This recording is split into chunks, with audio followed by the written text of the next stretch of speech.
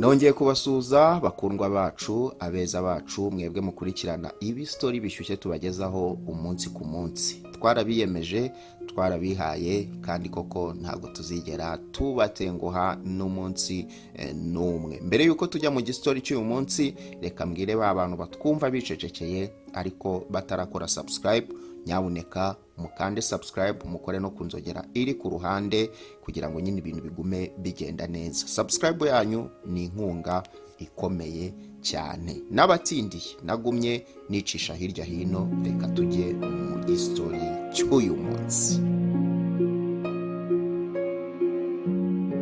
N'umukobwa bamwita Benita we n'umuryango we bagiye kwibera hariya muri Uganda.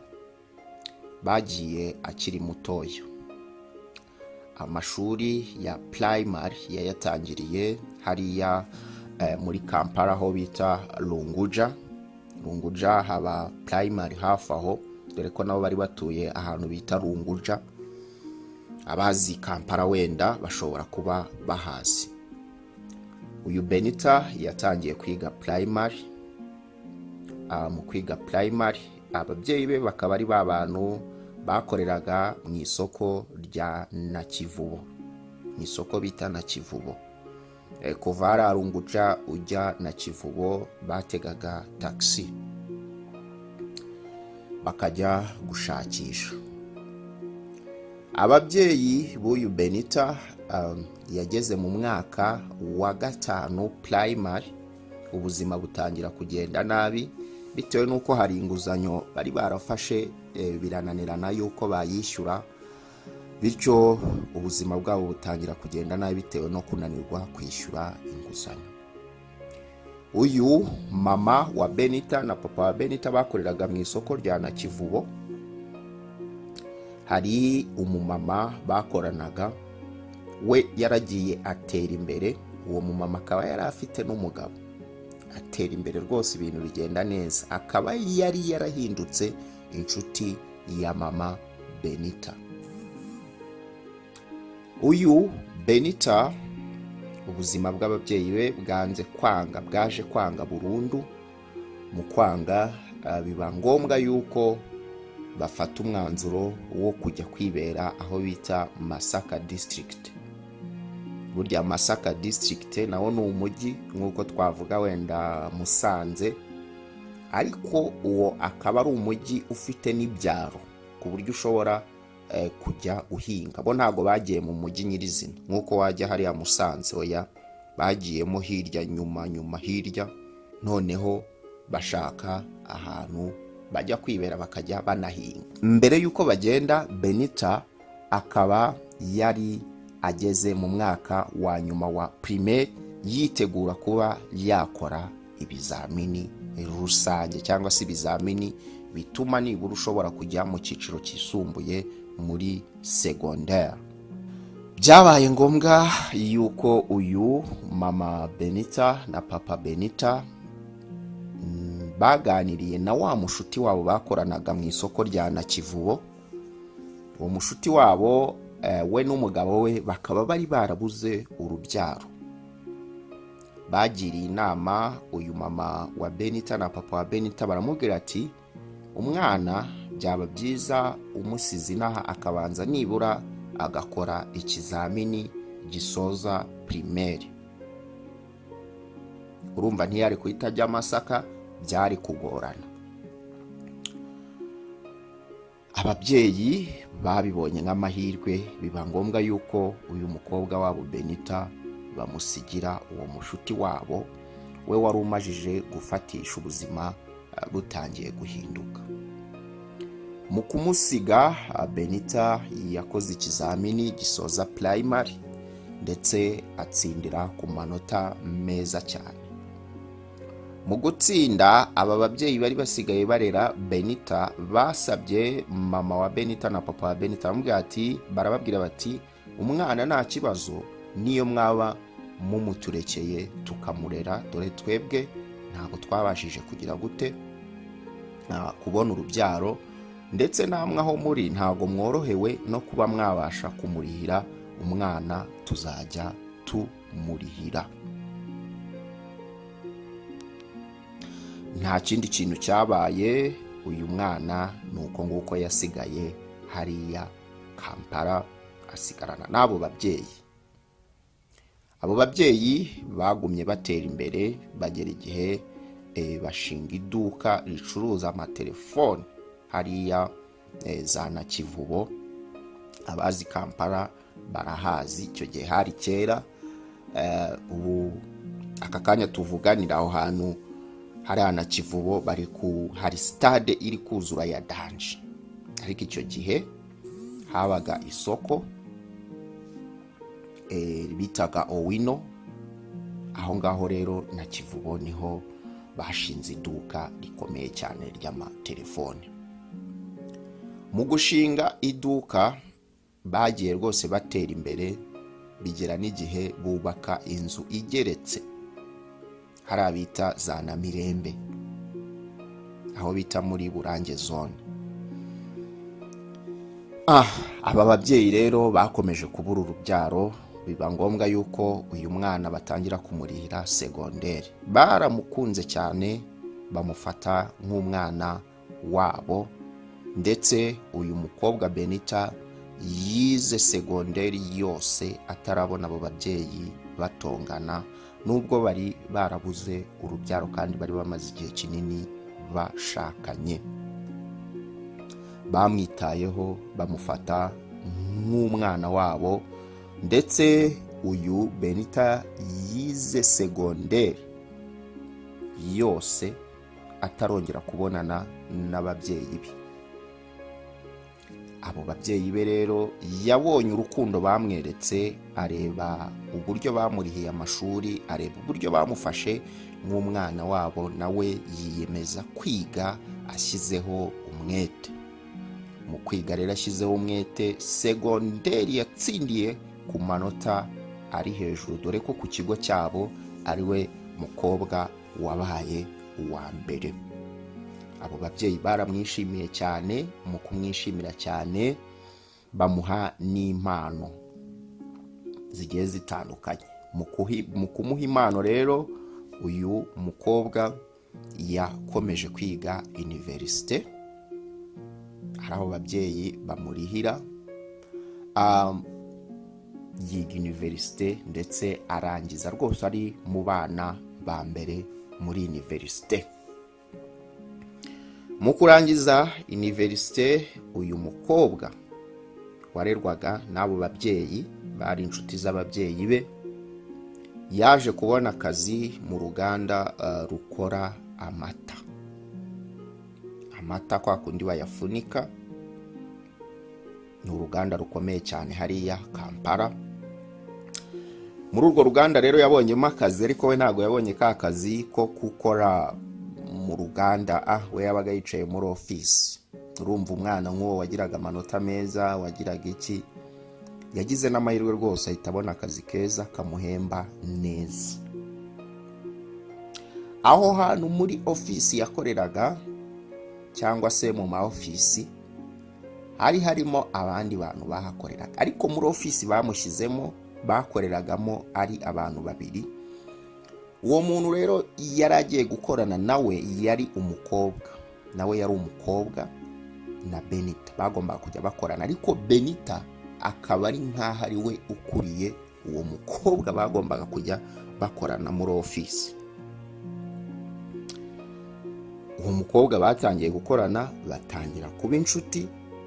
Noneho uyu Benita akajya ava ku kazi agataha mu rugo kw'aba babyeyi bagize gute, bamureze. Ndagira ngo iki gistori tugendane neza. Yakomeje gukora akazi, ababosi bakoranaga batangira kumwishimira bitewe n'umuhate n'ubushake yagaragazaga muri ako kazi, ndetse umushahara ukajya wiyongera, kuko yaberaga abandi bakozi intangarugero mu buryo budasanzwe. Muri iyo ofisi yakoranaga n'uwo mukobwa, hirya yaho hari indi ofisi ibamo nk'abasupervise, abantu basupervisinga, abantu bakora mu nganda. hari harimo umusore umwe. Uwo musore batangiye kurebana akana ko mu ijisho, batangira guteretana. Barateretana ndetse mu guteretana rwose uyu Benita aragenda agwa mu rukundo rudasanzwe.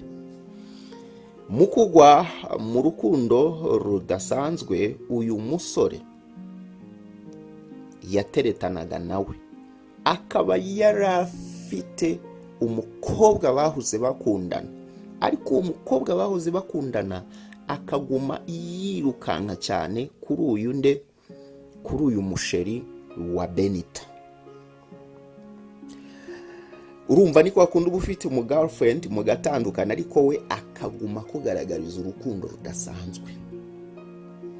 Iminsi yaricumye, uyu Benita aguma gukundwa n'ababosi be, kuko yari umukozi witanga.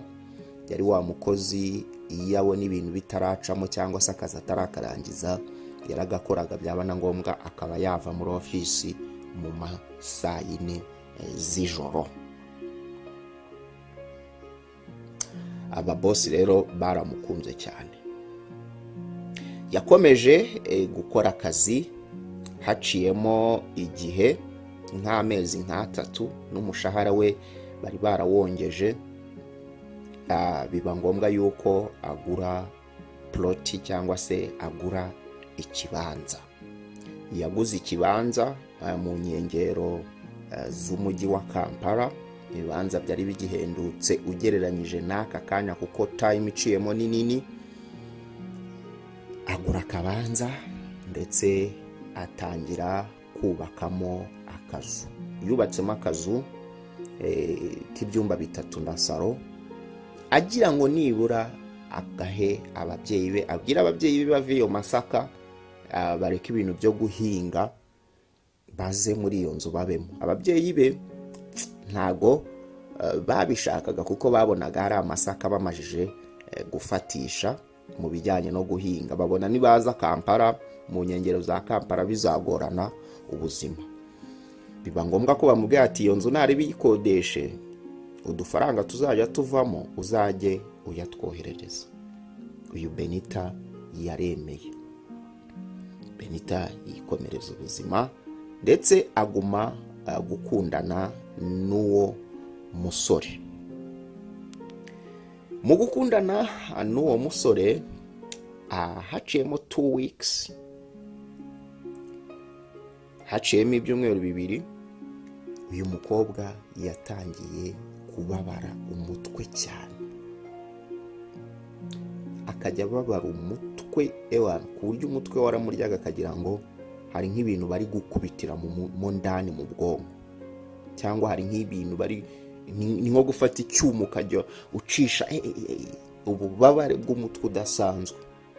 Akazi gatangira kumunanira. Akazi mu kumunanira yibaza ibibaye, yajya kwa muganga bamuha imiti, wapi bikanga burundu. Benita yaganiriye na wa mukobwa bakoranaga. Mwibuke wa mukobwa bakoranaga muri ofisi yari ameze nkaho akuriye. Uwo mukobwa yarazi amabanga menshi ya Benita, yarazi uwo musheri we nawe wari wakoreraga muri ofisi yo hirya, yaramuzi. Urumva yarazi byinshi bijyanye nande, bijyaniranye na Benita. Kandi uyu mukobwa bakoranaga akaba yaranazi na sheri wahoze. Ni kuvuga uyu umukobwa wakoranaga na Benita yarazi yuko sheri wa Benita hari umukobwa bahoze bakundana, ndetse azi yuko uwo mukobwa akirukanka kuri sheri wa Benita. Ndagira ngo hano tugendane neza. Uyu mukobwa ukorana na Benita yamugira inama, namubwira ati uwo mutwe uhora urwaye umeze gutyo ukajya kwa muganga ukanywa imiti, bigaragara yuko hari umuntu ushobora kuba warakugiriyeyo. Hari umuganga wa gihanga cyangwa se umupfumu nshobora kukurangira akamenya impamvu ubabara uwo mutwe. Uyu Benita akaba atarazi yuko uyu mukobwa bakoranagaho muri ofisi aziranye, azi uwahoze ari sheri wa Benita. Hano ndumva turi kugendana neza. Benita yaramubwiye ati ufite umuganga ushobora kumfasha? Murabizi hariya muri Uganda ibintu by'abapfumu byo gucuragura ibintu nk'ibyo, ewa ni iwabo kabisa, ni iwabo w'abapfumu pe. Hari abo bita ba mama Fina bazwi ku rwego rw'igihugu ko ari abapfumu. Katwikomereza igistori. Yaramubwiye ati wampaye nimero z'uwo mupfumu cyangwa se uwo muganga wa Gihanga. Babita abaganga ba Gihanga, ntago babita abaganga. Iyo uvuze umupfumu uba ubaye nk'uri gupfobya, ariko nyine ni umupfumu. Umukobwa ukorana na Benita yamuhaye nimero. Mu kumuha nimero, uyu Benita ntago yahise amuvugisha ako kanya, kuko bari kwinjira muri weekend. Yagiye muri weekend mu bubabare na wa mutwe umuryo. Noneho ariko igitangaje, ndagira ngo hano tubyumve neza, uyu mutwe ntago wamuriraga mu rugo. Uyu mutwe wamuryaga iyo yabaga yinjiye muri ofisi akicara kuri ya ntebe ibiri imbere y'ameza, office chair. Akicara ku ntebe umutwe wahita gutangira kumurya. Yasohoka mu biro atashye umutwe ugakira. Yaratashye kuwa gatandatu, hari agapati bagombaga kujyamo na famiye ye, ba bantu bamureze bajya muri pati, barataha. Nk'ejo saa 5 kuwa gatandatu nibwo yahamagaye wa muganga wa Gihanga. Mu guhamagara wa muganga, ndagira ngo hano hantu tugendane neza. Mu guhamagara wa muganga, muzi ibintu byabaye. Yaramuhamagaye amutekerereza ibiki. Agiye kumva yumva umuganga aramubwiye ngo umuntu wakuroza uwo mutwe, kurwara uwo mutwe, ni umuntu watwariye umugabo cyangwa se umuntu watwariye sheri. So uwo muntu watwariye sheri niwe wakuroze kugira ngo akazi kakunanire uhinduke umusazi, asubirane sheri we.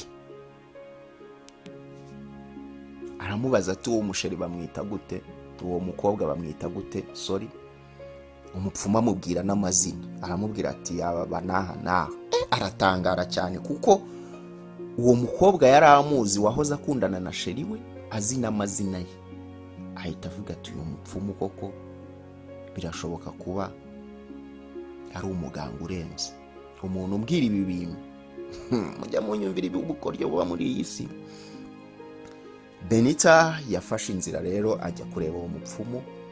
Uwo mupfumu amuvugutira imiti. Mu kumuvugutira imiti, nibura atangira kugiramo agahenge. Ndagira ngo iki gistori mu cyumve mwitonze. Mu kugira agahenge ariko ntago yabirangirije aho. Yabwiye wa musheri we.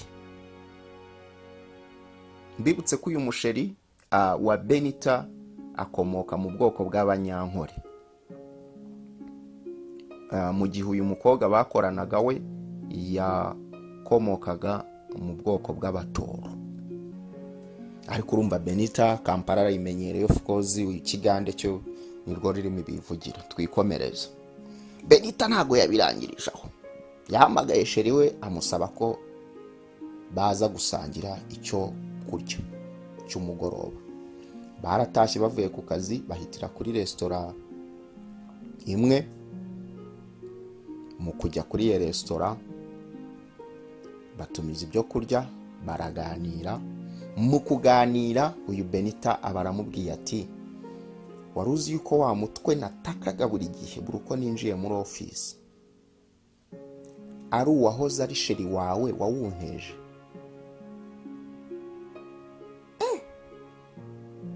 sheri wa Benita aravuga ati reka ibyo bintu ntabwo bishoboka, uriya mukobwa ndamuzi ntabwo ibyo bintu yabikora. Ati niwe wabikoze, ati kuko umuganga ari umuganga wamfashije muri aba ba Gihanga, niwe wabimbwiye kandi yamaye n'umuti, n'ubu ntangiye koroherwa. Umusheri we turi kubeshya. Umusheri we ati ngombe mbibaze uwo mukobwa twahoze dukundana. Nk'ejo rero sheri wande wa Benita yagiye kureba wa mukobwa, yagiye kumureba mu rugo iwabo. Agezeyo asanga ni nawe uriyo wenyine. Mu kuba ari we wari uriyo wenyine, yasanze uyu mukobwa wahoze ari sheri we arimo arareba agafilime kuri YouTube. Hari utuntu baterekaho telefone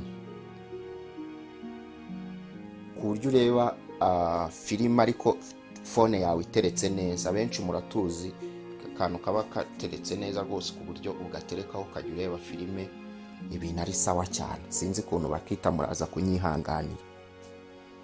Ako kantu rero fone yari iteretsemo imeze nk'ishinze nk'ihagazemo, kandi iyo iteretsemo iba ko ifashemo neza. Uyu musheri wa Benita yagiye muri urwo rugo rw'uwo mukobwa, batangira gusera, amubwira ati ni gute waroze sheri wanjye, uramushakaho iki, wamaye amahoro ko twatandukanye? Umukobwa ati ntabwo ibyo bintu nigeze mbikora, ibi cyangwa mva hano ibiki. Batangira guserera. Mu guserera babaye nk'abafatana mu mashati. Mu gufatana mu mashati, uyu sheri wa Benita yaramusunitse. Mu kumusunika aragenda agwa nabi, akubita ijisho muri ka kantu fone yari iteretseho. Ukuntu fone iba iteretse ishinzemo, yaragiye akubitamo ijisho neza, rihita ritoboka, rihita ryangirika.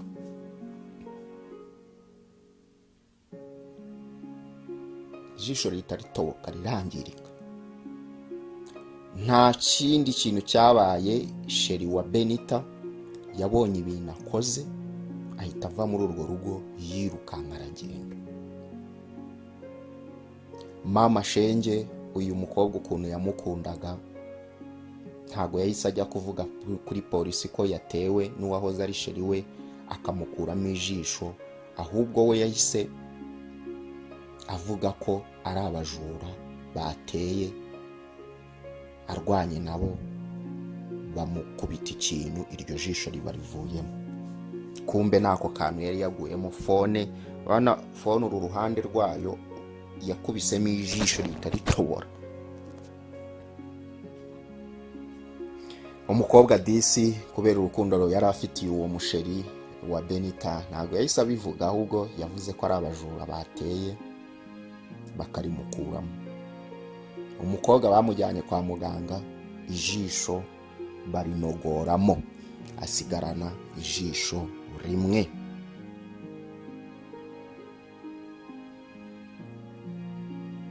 Iminsi yari icumye, ariko uyu sheri wa Benita niwe waje arabimubwira, amubwira uko byagenze. Aramubwira ati nkoze ishyano, nagiranyemo ikibazo n'uriya mukobwa, ngiye kumubwira ko ari we wakuroze, turarwana. Mu kurwana abakubise umutwe mu kantu kari gateretsemo iyo telefone, ijisho riba rivuyemo. Benita nuko yamenye story. Ariko kuko umudemu yari yabicecetse, ntabwo bamenye yuko ari inde, ari uyu musheri wa Benita wabikoze. Byagenze gute? Mwoka byaramwe, ibintu bibera muri iyi si ni danje. Benita yakomeje akazi ke. Mu gukomeza akazi ke, akomeza no gukundana na wa musheri we. Birengagiza ibyabaye, baguma mu rukundo. Benita kiraho agiye kumva, yari amaze igihe afite agahenge ka wa mutwe. Agiye kumva yumva none mu wa mutwe none ugarutse umeze nka Dabani. uramukamukubita neza ku buryo atabashaga no kugira ikintu akora. Akajya kubwira ababosi ati kuri kundya cyane. Ababosi rero baramukundaga, babonaga ari umukobwa uzi gukora.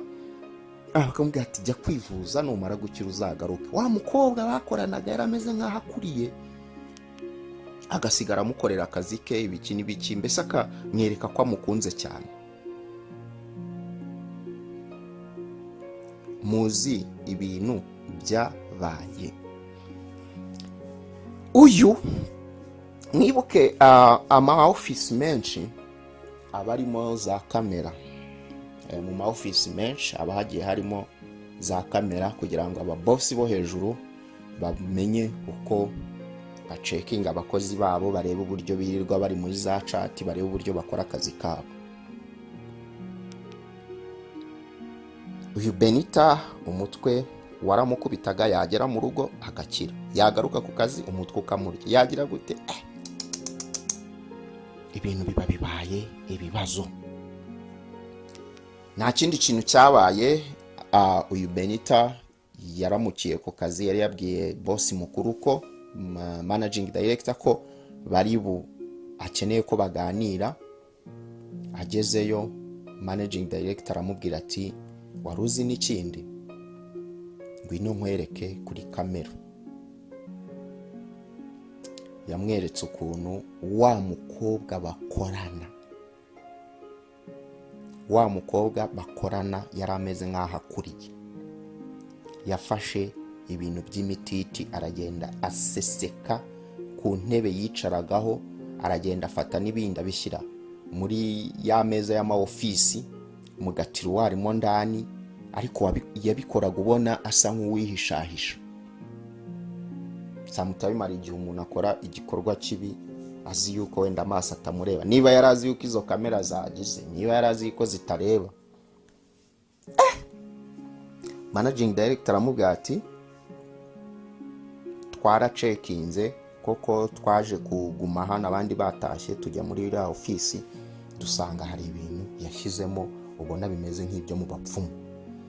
Menya umutwe uribwa ugezemo hano, wagera mu rugo ugakira, ari uriya mukobwa wabiteye.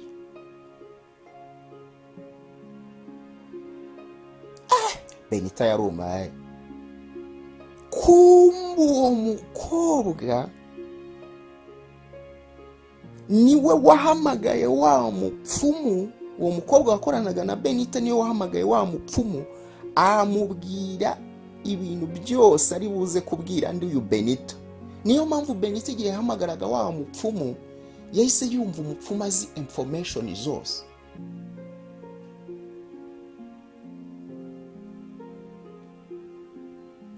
Uyu mukobwa bakoranaga akaba atarishimiraga Benita kubera kongezwa umushahara n'iki, ndetse akaba yarifuzaga yuko Benita yazarwara wa mutwe agasara akapfa, noneho uyu mukobwa akaba ari usigarana wa mwanya we, Benita akavaho ngaho, uyu mukobwa agasigarana umwanya we. Sometime mukorana n'umuntu yaba ubona wowe uri kuzamuka, uri kuba success, akavuga ati uyu muntu namukorera iki gituma nibura ava muri iyi si, uriya mwanya yicayemo nkawusigaramo.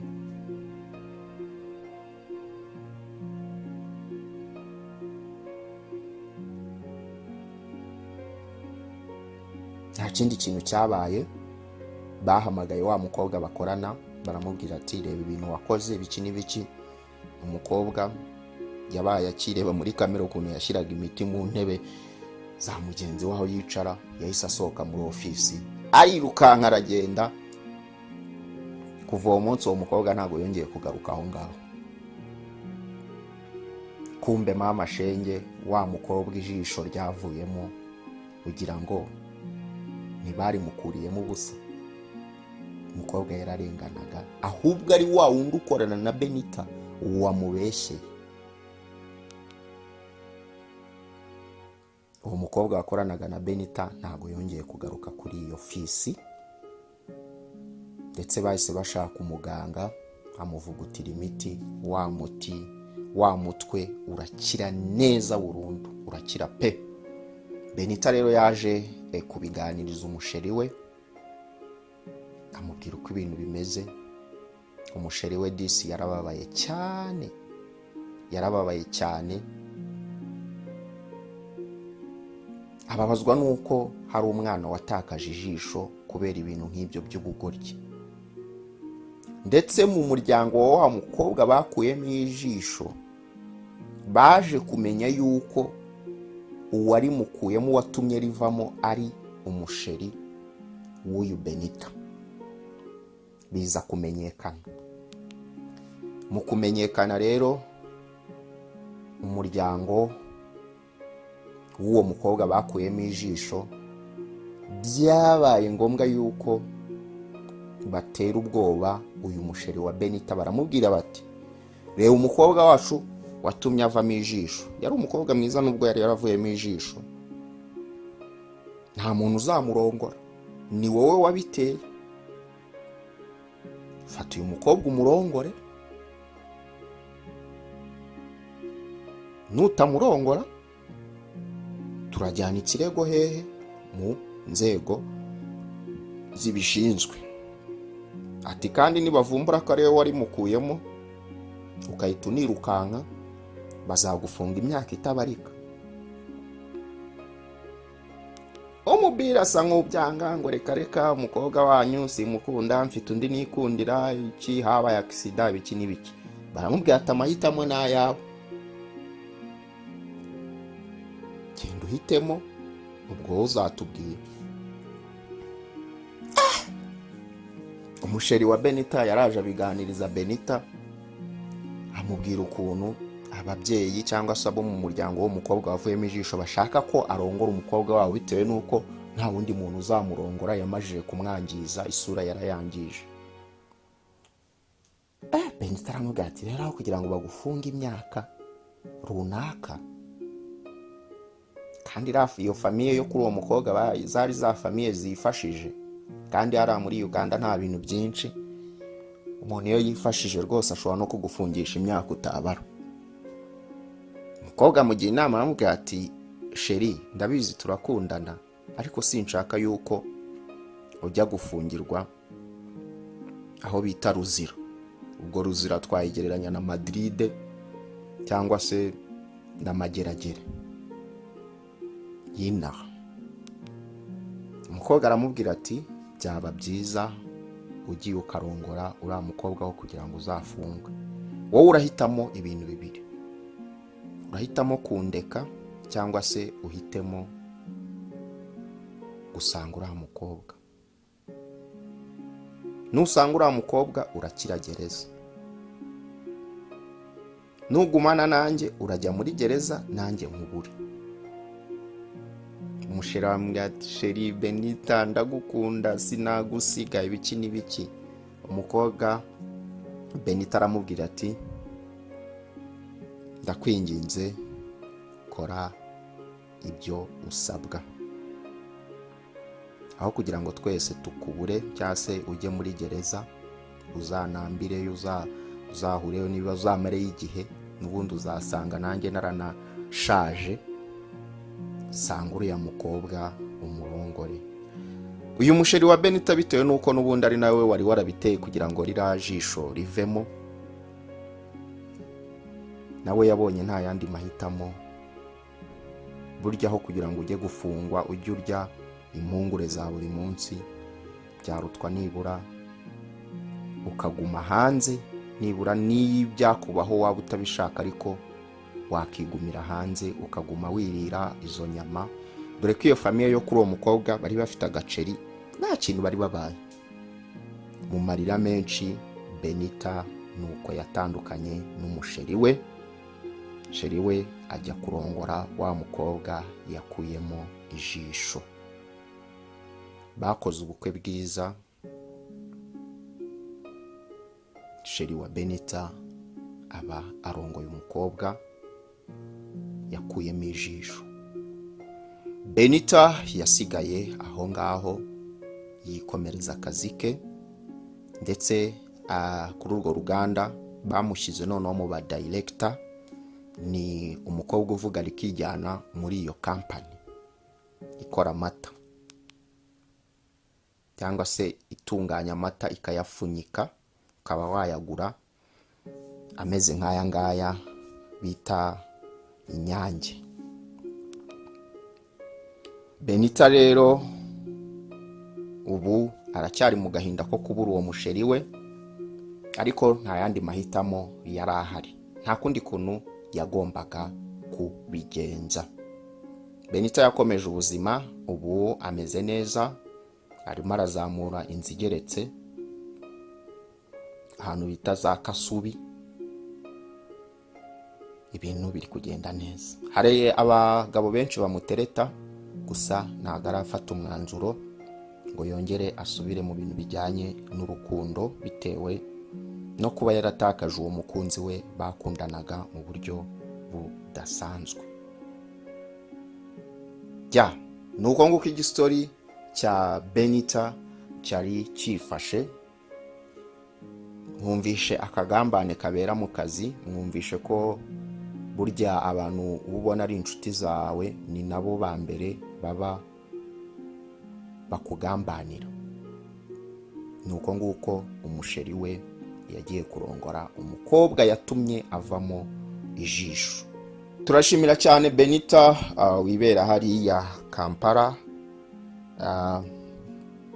nubwo yibera mu Bagande, asigaye avuga Ikigande n'ibyongereza byinshi, ariko ntago yibagiwe Ikinyarwanda. Ibistori bishyushye rero abikurikirana umunsi ku munsi, ndetse biramuryohera cyane. Nawe yagira ngo atubwire ibyo yaciyemo bidasanzwe, kugira ngo nibura tugire isomo twigiramo. Ngaho rero nguko turamushimira cyane, ndetse tuguma tumwifuriza imirimo myiza hariya aherereye mu gihugu cya Uganda. Mbabwira ngo ibi story nakagaruka, twarabiyemeje, twarabihaye, kandi koko ntabwo tuzigera tubatenguha n'umunsi n'umwe.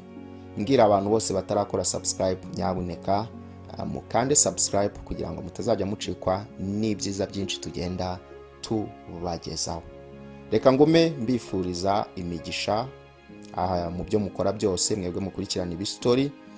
Mbifuriza imigisha, mbifuriza guhirwa, mbifuriza kugera ku byo mwifuza byose. Reka tubonane ubutaha.